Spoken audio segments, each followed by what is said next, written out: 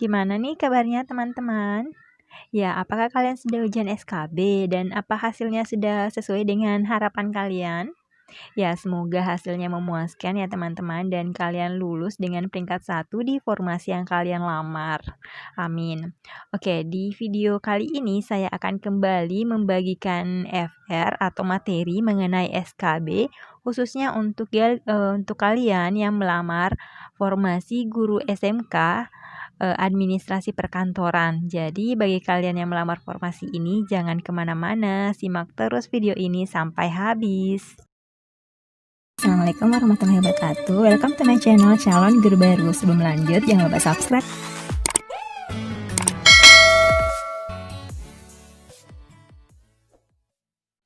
Oke, untuk materi profesional administrasi perkantoran yang pertama adalah tentang kearsipan. Di sini katanya akan ditanyakan mengenai suatu kasus, jadi disajikan sebuah kasus dan kita diminta untuk memilih kasus tersebut bagusnya kita pakaikan sistem penyimpanan dengan sistem apa dari kelima sistem kearsipan yang ada. Nah, jadi soalnya itu kita diberikan sebuah kasus ya teman-teman. Misalnya saja di perusahaan kita itu memiliki banyak cabang atau berbagai cabang di daerah atau di negara-negara ya teman-teman. Itu bagusnya sistem penyimpanan yang digunakan oleh perusahaan kita itu menggunakan sistem apa? Apakah abjad, tanggal, masalah, nomor, atau wilayah. Nah, teman-teman, untuk menjawab soal-soal seperti ini, kita harus pahami dulu nih bagaimana sih sistem penyimpanan dari kelima sistem arsip ini. Nah, yang pertama itu ada sistem abjad atau biasa juga disebut dengan alphabetical filing system. Nah, pada sistem penyimpanan arsip ini merupakan salah satu sistem penataan berkas yang menggunakan metode penyusunan berdasarkan abjad secara berurutan dari A sampai Z dengan berpedoman pada peraturan mengindeks. Nah, untuk peraturan mengindeksnya sendiri akan kita bahas di video selanjutnya saja ya teman-teman. Sistem penyimpanan kearsipan yang kedua adalah sistem tanggal atau biasa disebut dengan chronological filing system. Nah, sistem penyimpanan ini merupakan salah satu sistem penataan berkas berdasarkan urutan tanggal, bulan, dan tahun yang mana pada umumnya tanggal dijadikan sebagai pedoman termasuk diperhatikan itu dari tanggal datangnya surat ya. Nah, jadi untuk sistem penyimpanan ini kita berpedoman pada tanggal surat. Kita mencari surat itu dengan cara mencari berdasarkan tanggal surat itu sendiri. Sistem kearsipan yang ketiga adalah sistem masalah atau biasa juga disebut dengan subject atau subjectical filing system. Nah, sistem subject ini merupakan suatu sistem penyimpanan arsip berdasarkan masalah di mana surat-surat itu dikelompokkan ke dalam daftar indeks untuk ditentukan masalah-masalah yang pada umumnya itu terjadi. Nah, lalu untuk penyimpanan berdasarkan subjek ini, kita membutuhkan daftar klasifikasi ya teman-teman untuk mengkategorikan penyimpanan arsip berdasarkan masalahnya. Jadi, daftar klasifikasi ini berdasarkan dari kebijakan perusahaan saja dalam pembuatannya. Nah, sistem yang selanjutnya adalah sistem nomor atau biasa juga disebut numerical filing system. Nah, sistem penyimpanan arsip ini merupakan sistem penyimpanan warkat berdasarkan kode nomor sebagai pengganti dari nama orang atau badan yang disebut juga indirect filing system. Disebut dengan indirect filing system karena penentuan nomor yang akan digunakan memerlukan pengelompokan masalah terlebih dahulu menggunakan pola klasifikasi arsip ya teman-teman atau daftar klasifikasi. Nah, penyimpanan yang terakhir adalah menurut sistem wilayah atau geographical filing system. Nah, geographical filing system ini adalah suatu sistem penyimpanan berdasarkan pembagian wilayah atau daerah yang menjadi alamat dari surat tersebut. Nah, jadi surat itu disimpan ditentukan kembali menurut kelompok atau tempat penyimpanan berdasarkan geografi atau wilayah atau kota atau negara dari satu surat berasal dan tujuan surat dikirim. tim.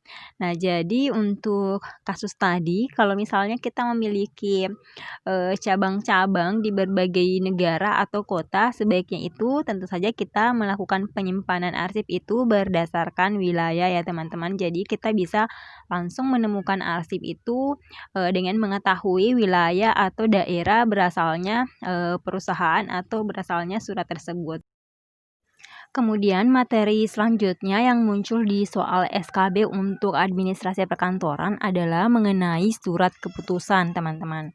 Nah, jadi untuk surat keputusan ini sendiri adalah merupakan suatu surat yang berisi suatu keputusan dibuat oleh pimpinan oleh suatu organisasi atau lembaga pemerintahan yang berkaitan dengan kebijakan organisasi atau lembaga tersebut. Nah, untuk surat keputusan itu sendiri dia memiliki 3 unsur ya teman-teman. Yang pertama adalah konsideran, desideratum, dan diktum. Nah, untuk konsideran itu sendiri adalah merupakan suatu landasan atau dasar hukum atau yang berisi pertimbangan-pertimbangan dikeluarkannya atau dibuatnya surat keputusan tersebut. Pada bagian konsideran ini, terdapat kata-kata seperti menimbang, mengingat, membaca, mendengar, dan memperhatikan. Nah, kemudian di konsideran ini dia memuat undang-undang, peraturan, keputusan terdahulu, usul dan saran yang dirinci ke dalam subtopik. Nah, unsur yang kedua dalam surat keputusan itu pasti ada desideratumnya. Si desideratum itu merupakan bagian surat yang berisi tujuan atau untuk apa sih surat keputusan itu dibuat. Karena setiap surat keputusan atau SK pasti dibuat itu memiliki tujuan tertentu ya, baik satu ataupun lebih dari satu tujuannya. Nah, bagian yang ketiga adalah diktum. Diktum ini merupakan isi dari surat keputusan itu sendiri ditandai dengan adanya kata memutuskan dan menetapkan.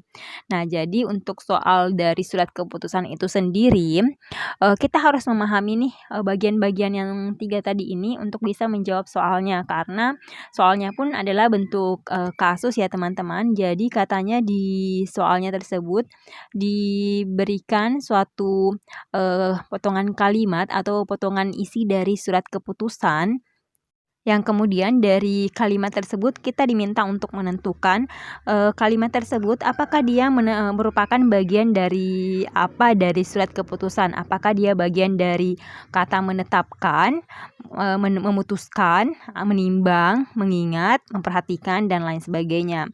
Nah, contoh soalnya seperti ini. Misalnya di soal itu ada potongan kalimat. Terhitung mulai tanggal 1 Juli 2012, atas nama ini, tempat tanggal lahir ini, diangkat sebagai guru di sekolah ini. Nah, pertanyaannya, potongan kalimat tersebut merupakan bagian dari surat keputusan yaitu apakah menimbang, B. mengingat, C. memperhatikan, D. memutuskan, atau yang E. menetapkan. Nah, jadi teman-teman, setelah kita paham bagian-bagian surat keputusan, pasti kita sudah bisa mengetahui ya bahwa kalimat tersebut merupakan kata dari ya menetapkan. Nah, soal selanjutnya katanya ada juga nih mengenai penataan ruang rapat. Jadi kalian juga harus paham nih tentang jenis-jenis penataan ruang rapat karena soalnya pun bentuk kasus ya. Seperti ini misalnya saja perusahaan Anda akan mengadakan suatu rapat dengan jumlah peserta yang terbatas dan ketika pengadaan rapat nanti akan dilakukan kegiatan presentase. Nah, bentuk ruang rapat yang bagaimanakah yang paling tepat untuk keadaan tersebut? Apakah bentuk konferensi, teater, letter U, melingkar, dan lain sebagainya. Masih banyak ya bentuk-bentuk ruang rapat, tapi saya sebut beberapa aja di sini. Nah, yang paling tepat di sini kalau misalnya keadaannya dalam rapat tersebut akan melakukan atau membutuhkan kegiatan presentase, di sini sangat disarankan kita untuk melakukan penataan ruang rapat itu dengan pola letter U saja atau huruf U. Anda bisa membentuk pola gabungan meja dan kursi menjadi sebuah bentuk huruf U dengan menempatkan kursi-kursi di bagian luar huruf.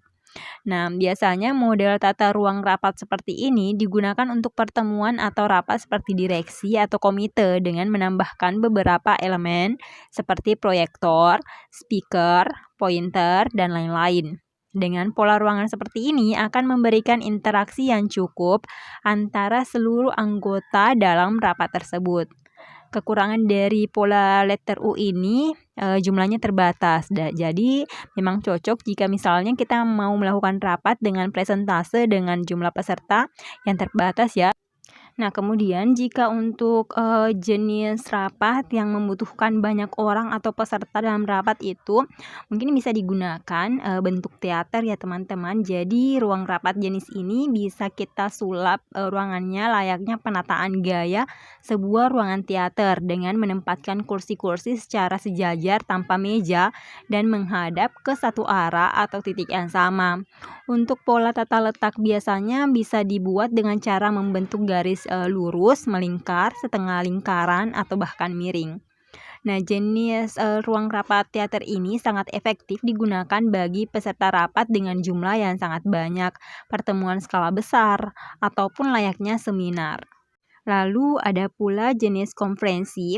Pola penataan jenis ruang rapat ini itu dilakukan dengan menempatkan meja persegi panjang sebagai dari titik sentralnya ya, yang kemudian dikelilingi oleh kursi peserta rapat itu. Jenis penataan ruang rapat seperti ini juga biasa digunakan untuk rapat-rapat yang berskala direksi dan komite yang mengharuskan pembahasan yang cukup mendalam. Dengan begitu, semua peserta rapat akan saling berkomunikasi dan saling bertukar pikiran dan memberikan pendapat. Tapi teman-teman, untuk jenis penataan ruangan rapat konferensi ini tidak cocok jika dilakukan bagi sebuah rapat yang membutuhkan presentase di dalamnya. Karena semakin besar ukuran mejanya yang akan digunakan, maka akan semakin sulit untuk berkomunikasi sesama anggota rapat. Jadi kalau misalnya rapatnya itu jumlahnya tidak terlalu banyak pesertanya, maka mending menggunakan letter U ya kalau mau melakukan presentase. Tapi kalau misalnya jumlah pesertanya medium dan tidak membutuhkan presentase, bisa menggunakan konferensi ini. Nah, jadi untuk jenis-jenis penataan ruang rapat lainnya bisa kalian cari sendiri referensinya, dan jenis-jenis lainnya kalian pahami. Jadi nanti kalau misalnya dapat soal-soal dalam bentuk cerita atau kasus seperti itu, kalian sudah bisa menentukan, oh soal ini yang paling tepat jawabannya kita menggunakan ruang rapat seperti ini. Nah, katanya soal selanjutnya adalah mengenai notula rapat atau notulen rapat ya teman-teman. Jadi untuk soal ini adalah pengertian dari notula rapat aja ya. Jadi kalian pahami apa sih notulen rapat itu? Jadi notulen ini adalah sebuah catatan tentang perjalanan suatu kegiatan, baik rapat, seminar, diskusi, atau sidang yang dimulai dari awal sampai akhir acara yang ditulis oleh seorang notulis. Nah, jadi notulis itu adalah si pembuat notulen ya. Nah, kemudian notula ini akan dilaporkan oleh ketua dan akan dipertanggungjawabkan suatu saat pada seluruh anggota rapat peserta acara. Terus untuk notulen ini sendiri itu sekurang-kurangnya dia isinya harus ada tujuan kegiatan, kedua pikiran-pikiran yang akan dibahas, 3 saran dan keputusan dalam kegiatan, 4 waktu pelaksanaan, dan 5 pihak-pihak yang hadir dalam kegiatan tersebut. Adapun untuk fungsi notulen rapat ini adalah sebagai bukti tertulis bahwa rapat telah dilaksanakan. Yang kedua sebagai tolak ukur sukses atau tidaknya pelaksanaan rapat itu. Dan yang ketiga sebagai acuan pelaksanaan kegiatan yang akan dilaksanakan. Oke, itu tadi beberapa materi yang bisa kalian pelajari untuk referensi kalian yang melamar untuk formasi guru administrasi perkantoran. Semoga bermanfaat dan jangan lupa like, share, subscribe.